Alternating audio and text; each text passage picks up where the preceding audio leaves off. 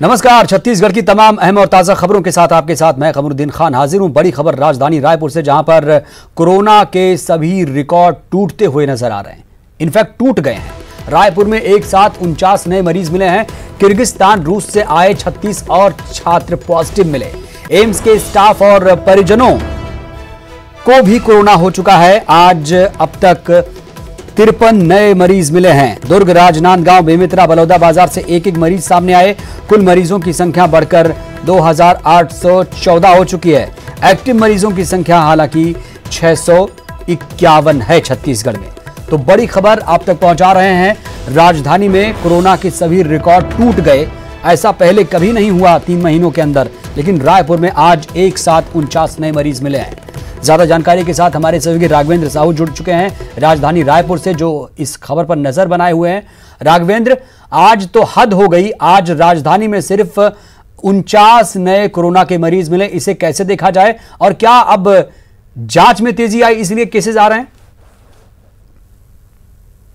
देखिए, निश्चित रूप से बड़ी संख्या में आज मरीज राजधानी रायपुर में निकल के आए हैं। हालांकि जो मरीज 49 निकले हैं उसमें से अधिकांश लोग रूस से लौटे हुए छात्र हैं जो यहां आए थे, और उनके बाद जब उनका टेस्ट किया गया तो वो कोरोना पॉजिटिव पाए गए हैं। जाहिर तौर पर अब तक जो भी आंकड़े निकल कर आ रहे हैं उसमें ऐसे लोग जो कि छत्तीसगढ़ के बाहर से आ रहे हैं, कहीं ना कहीं यात्रा करके आ रहे हैं, अधिकांश लोग वही लोग कोरोना पॉजिटिव निकल रहे हैं। कम्युनिटी स्प्रेड वाली जो बात है वो बहुत कम है, आंकड़े वो इक्का दुक्का है। लेकिन जो लोग बाहर से यात्रा करके आ रहे हैं उन लोगों में सबसे ज़्यादा कोरोना पॉजिटिव मरीज निकल कर सामने आ रहे हैं। तो ये चीज़ें जो है, आंकड़े जो है लगातार बढ़ रहे हैं। इससे सावधान होने की भी ज़रूरत है, और जो लोग बाहर से आ रहे हैं उनके कम से कम संपर्क में लोग ना आए, उनको क्वारंटाइन प्रॉपर किया जाए। इन तमाम बातों का ध्यान रखने की जरूरत है। जहां तक राघवेंद्र, जहां तक क्वारंटाइन की बात है, जानना चाहूंगा, आप लगातार ग्राउंड रिपोर्टिंग करते रहे। क्वारंटीन सेंटरों की व्यवस्था को लेकर किस तरह वहां पे इंतजामात हैं? क्योंकि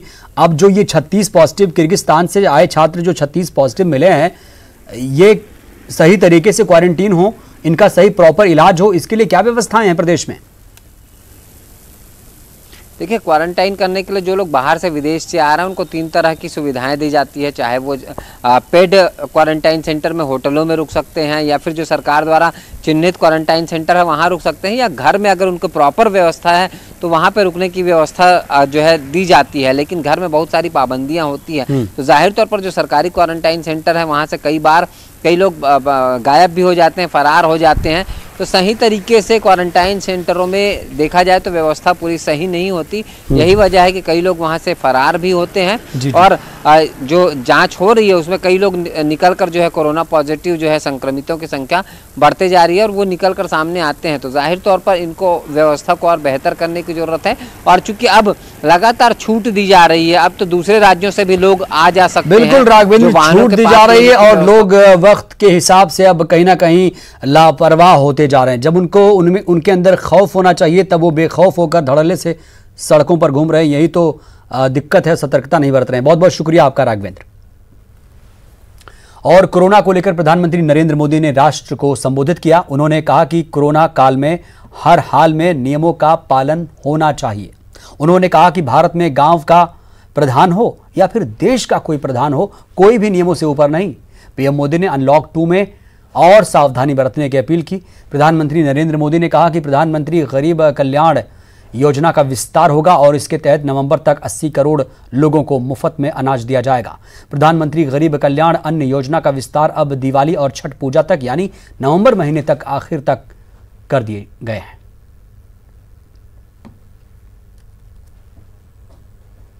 तो पीएम नरेंद्र मोदी ने कोरोना को लेकर छठी बार देश को संबोधित किया। कांग्रेस पीएम के संबोधन को चुनाव से जोड़कर देख रही है।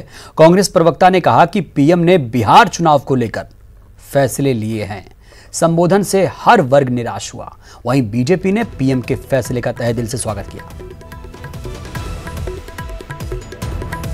प्रधानमंत्री नरेंद्र मोदी जी से राहत की उम्मीद लगा के बैठी थी, लेकिन मोदी जी बिहार चुनाव को मद्देनजर रखते हुए, और भाजपा में गुण है कि संकट काल को भी वो इवेंट मैनेजमेंट में बदल लेते हैं। छत्तीसगढ़ राज्य में पहले से ही चावल मुफ्त में मिल रहा है, दाल अभी मिलना शुरू हुआ है, नमक मिलना शुरू हुआ है। देश की जनता नरेंद्र मोदी जी से यह जानना चाहती है क्या पेट्रोल डीजल का जो मूल्य लगातार आप बढ़ा रहे हो तो बिहार चुनाव में कोई बहुत बड़ा पैकेज तो नहीं देना चाह रहे हो? बिहार चुनाव के लिए आप पूरे देश की 135 करोड़ जनता को तो भ्रम में नहीं रखना चाह रहे हो? देश की जनता आज महंगाई की मार से त्रस्त हो चुकी है। कोरोना कोविड-19 महामारी के कारण 15 करोड़ लोग बेरोजगार हैं, उनके लिए मोदी जी कुछ नहीं कहे। 90,000 करोड़ की योजना को 5 महीने तक के लिए बढ़ाया है, अर्थात इसके अंतर्गत सभी 80 करोड़ लोगों को 5 महीने के लिए राशन मुफ्त में मिलेगा। एक बहुत बड़ा आधार, एक बहुत बड़ा सहारा ऐसे वर्ग के लिए जिनके लिए रोजी रोटी इस समय बड़ी मुश्किल हो रही थी। मुझे लगता है कि निश्चित रूप से ये जो सहयोग आम जनता के लिए है एक मील का पत्थर साबित होगा। तो याद रखिए कल से अनलॉक 2 शुरू हो रहा है और रायपुर से खबर यह है कि रायपुर में 99 दिनों बाद जंगल सफारी आम लोगों के लिए शुरू हो जाएगा। जंगल सफारी में गर्भवती महिलाओं के साथ साथ 10 वर्ष से कम उम्र के बच्चों को प्रवेश नहीं दिया जाएगा, यानी प्रवेश वर्जित रहेगा। सीसीटीवी कैमरे से जंगल सफारी में निगरानी रखी जाएगी। PCCAF वाइल्ड लाइफ ने जंगल सफारी का जायजा लेने के बाद इसकी इजाजत दे दी है।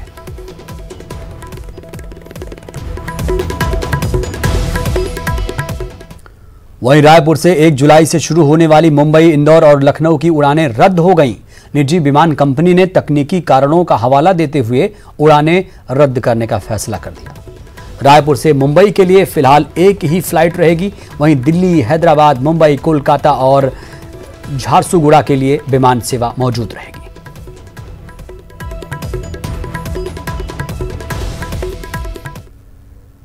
और छत्तीसगढ़ में बेटियों की सुरक्षा को लेकर किए जा रहे राज्य सरकार की कोशिशों का असर दिख रहा है। ताजा जारी आंकड़ों के मुताबिक जन्म के समय लिंगानुपात यानी SRB में छत्तीसगढ़ देश भर में अव्वल आ गया। प्रदेश में अन्य राज्यों और केंद्र शासित प्रदेशों की तुलना में लिंगानुपात कहीं बेहतर है। हाल ही में रजिस्ट्रार जनरल और जनगणना आयुक्त द्वारा साल 2018 के आंकड़े जारी किए गए, जिसमें छत्तीसगढ़ में 1000 पुरुषों की तुलना में 958 महिला हैं। वहीं प्रदेश के ग्रामीण क्षेत्रों में भी लिंगानुपात सर्वाधिक सबसे ज्यादा 976 है, जबकि राष्ट्रीय स्तर पर ग्रामीण क्षेत्रों में 1000 पुरुषों की तुलना में 900 महिलाएं हैं। प्रदेश में मुख्यमंत्री सुपोषण अभियान, मुख्यमंत्री कन्यादान योजना समेत कई कार्यक्रम चलाए जा रहे हैं। साथ ही सोनोग्राफी सेंटर्स पर ट्रैकिंग सिस्टम लगाए गए हैं। इन कोशिशों का ही असर है कि छत्तीसगढ़ शिक्षित राज्यों को पीछे छोड़कर लिंगानुपात में टॉप पर आ गया है।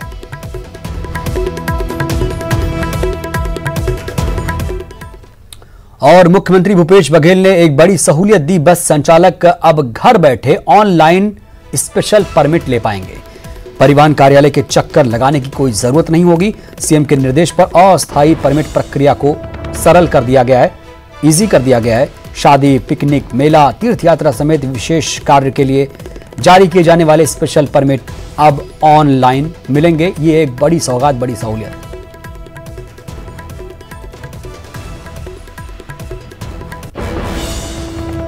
तो छत्तीसगढ़ में निजी बस सेवा हालांकि अब तक शुरू नहीं हो पाई है। बस ऑपरेटर्स अपनी मांगों पर अड़े हुए हैं। ये लोग 6 महीने का टैक्स सरकार से माफ करने की मांग कर रहे हैं। हालांकि सरकार ने 2 महीने का टैक्स पहले ही माफ कर दिया है। रिपोर्ट देखें आप। भले ही राज्य सरकार ने निजी बस संचालकों को बस सेवा शुरू करने की अनुमति दे दी हो, लेकिन प्रदेश में सड़क पर बसें नहीं दौड़ रही हैं। पहिए थमे हुए हैं और इस बात की तस्दीक ये तस्वीरें कर रही हैं। जाहिर है यात्रियों को परेशानी हो रही है।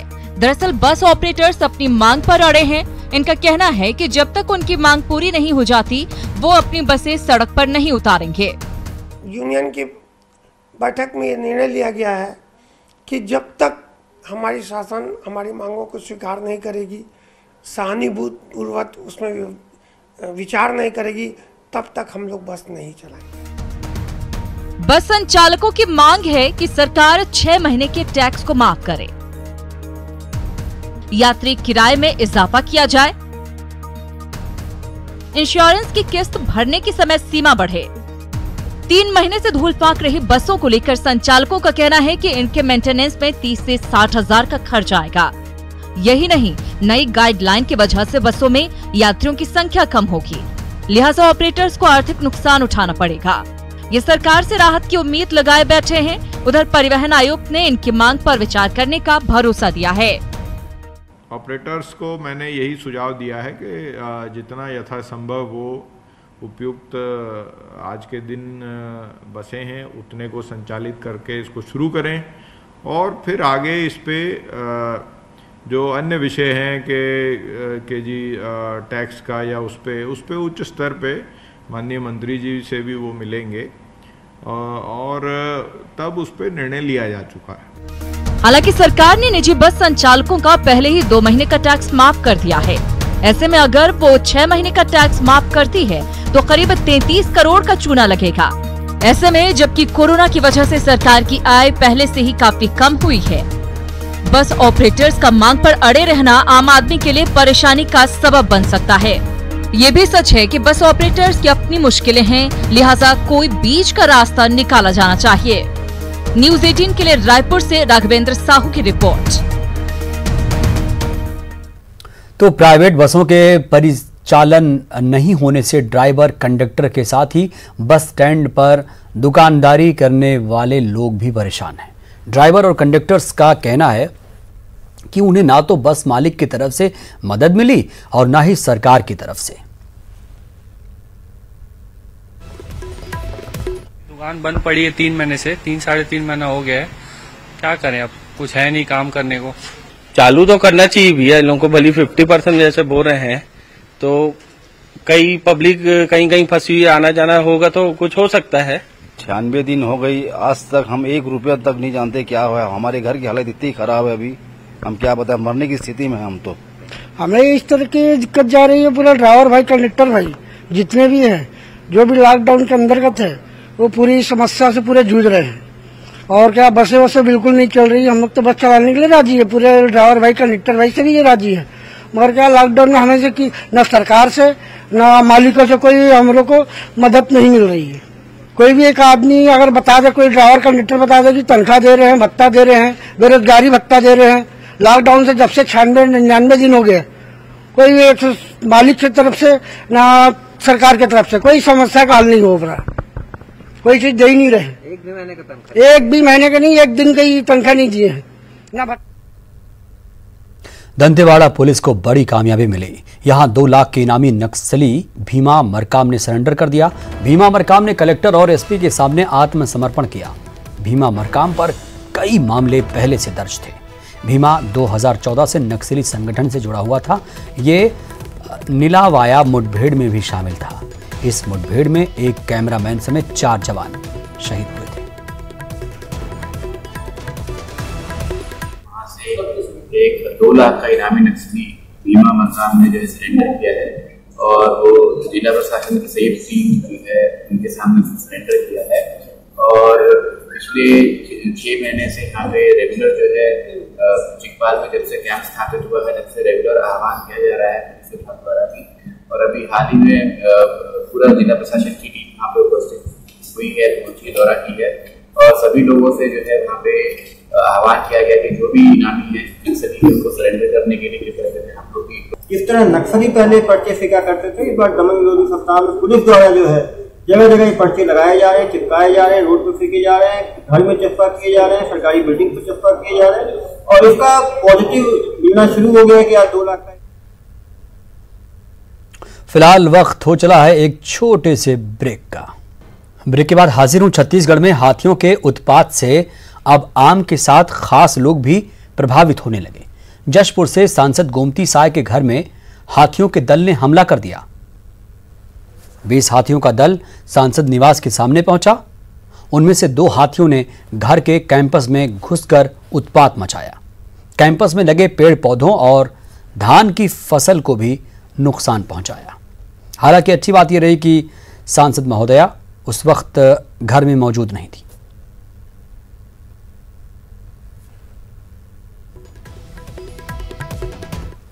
वहीं प्रदेश में हाथियों की मौत का मामला हाई कोर्ट तक पहुंच चुका है। बिलासपुर हाई कोर्ट में पूर्व आईएफएस अधिकारी ने जनहित याचिका दाखिल कर हाथियों के मौत के मामले को रोकने की मांग की। मामले की सुनवाई करते हुए कोर्ट ने विद्युत कंपनी CSEB को नोटिस जारी किया। साथ ही शासन सरकार से 4 हफ्ते में जवाब मांगा। हाल ही में प्रदेश में 6 हाथियों की मौत हो गई है। आज कोर्ट के समक्ष सुनवाई हुई। इसमें तो शासन की ओर से माननीय महाधिवक्ता महोदय उपस्थित हुए और उन्होंने कोर्ट को बताया कि सरकार के द्वारा कुछ योजनाएं या कुछ कार्यवाही की जा रही है ताकि इस घटना को रोका जा सके। तो कोर्ट ने उनको आदेश किया है कि आप 4 हफ्ते में अपना जवाब प्रस्तुत करके और ये जो सजेशंस दिए गए हैं इनको भी कंसिडरेशन में लेके अपना जवाब प्रस्तुत करें। तो उनको 4 हफ्ते का समय दिया गया है। साथ ही छत्तीसगढ़ विद्युत मंडल को नोटिस जारी की गई है। विद्युत मंडल को नोटिस इसलिए जारी की गई है क्योंकि ज़्यादातर मौतें हो रही हैं जो करंट लगने से हो रही हैं। बिलासपुर में दक्षिण पूर्व मध्य रेलवे बिलासपुर मंडल ने नया कीर्तिमान रच दिया। यहां पर 3 लोडेड मालगाड़ियों को एक साथ जोड़कर चलाया गया। भारतीय रेलवे में पहली बार लोडेड ट्रिपल लॉन्ग हाल ट्रेन चलाई गई। 15,000 टन से ज्यादा क्लिंकर से लोडेड 174 वैगनों को जोड़कर लॉन्ग हाल रैक चलाया गया। बिलासपुर मंडल के लजकुरा से चक्रधरपुर तक पहली ट्रिपल लॉन्ग हाल रैक चली। इसे सुपर एनोकोंडा नाम दिया गया। 15,000 टन से अधिक क्लिंकर से लोडेड ये रैक 174 वैगनों के साथ चली। तस्वीरें देखिए, खत्म होने का नाम नहीं ले रही है। दक्षिण पूर्व मध्य रेलवे ने एक कीर्तिमान स्थापित किया है जिसमें कि पहली बार 3 लोडेड गुड्स ट्रेन को एक साथ जोड़ करके चलाया गया है। पहले भी हम दक्षिण पूर्व मध्य रेलवे में 3 रेक को एक साथ जोड़ के चलाते थे जो कि एनाकोंडा रेक से नाम चलती थी और जो कि एम्प्टी रेक हुआ करते थे। लेकिन इस बार बिलासपुर डिवीजन में लजपुरा में 3 कोल क्लिंकर लोड्स ट्रेन को एक साथ जोड़ के चलाया गया जो कि राउरकेला तक चली। यह कुल इसमें 174 वैगन्स थे जिसमें कि G9 पावर लगा हुआ था। इसमें जो अपने को सबसे मुख्य जो फायदा है वो है कि कंजेशन से निजात मिलेगा। जो पाथ की दिक्कतें होती है वो पाथ की दिक्कतें इसमें नहीं होगी। और अब बात मौसम के मिजाज की करते हैं। छत्तीसगढ़ के कई हिस्सों में जमकर बारिश हो रही है। दुर्ग और धमतरी में भी जमकर बारिश हो रही है जिससे निचले हिस्सों में पानी भर गया है। वहीं लोगों को भारी परेशानी का सामना भी करना पड़ रहा है। दुर्ग और धमतरी की 2 तस्वीरें आपके सामने हैं। ये वो इलाके हैं जो निचली बस्तियों में आते हैं, निचले इलाके माने जाते हैं। जब भी बारिश होती है यहाँ पर ऐसे ही हालात पैदा होते हैं, लोग जूझने को मजबूर हो जाते हैं।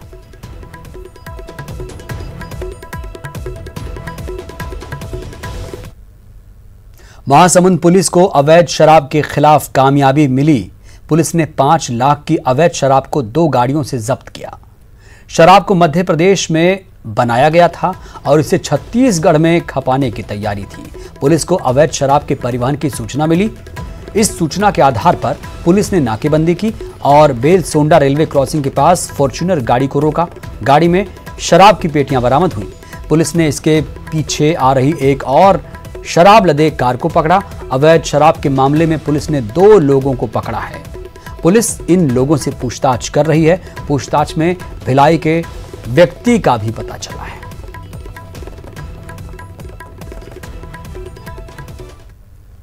खबर गरियाबंद से, जहां तेंदुए की खाल के साथ एक आरोपी को गिरफ्तार किया गया। मुखबिर की सूचना पर शुभा पुलिस ने शुक्ला भाटा गांव के पास से आरोपी की गिरफ्तारी की। आरोपी ओडिशा के रायगढ़ का रहने वाला है। वहीं एसपी ने पुलिस टीम को नकद पुरस्कार से नवाजा।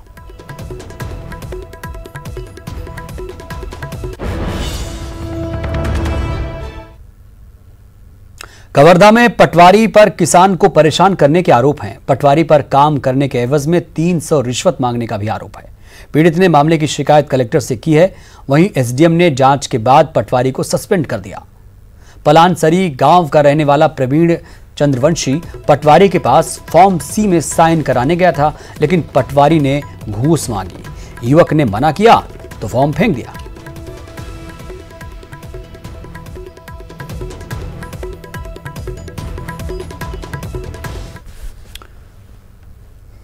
अंबिकापुर में एनएसयूआई ने पेट्रोल डीजल के बढ़े दामों को लेकर केंद्र सरकार के खिलाफ विरोध प्रदर्शन किया। एनएसयूआई ने केंद्र सरकार से पेट्रोल डीजल के दाम कम करने की मांग की। ये तस्वीरें आप देखिए, प्रदेश के अलग अलग हिस्सों में कुछ ऐसी ही तस्वीरें सामने आ रही हैं जहां पर जमकर प्रदर्शन किए जा रहे हैं।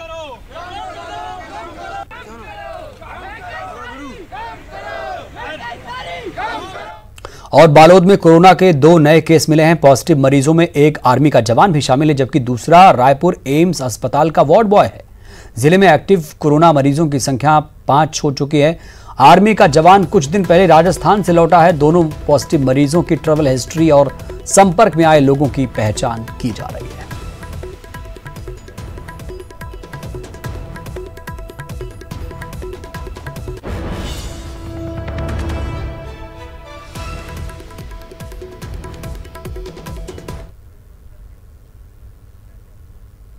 इस बुलेटिन में इतना ही। दीजिए इजाजत। नमस्कार।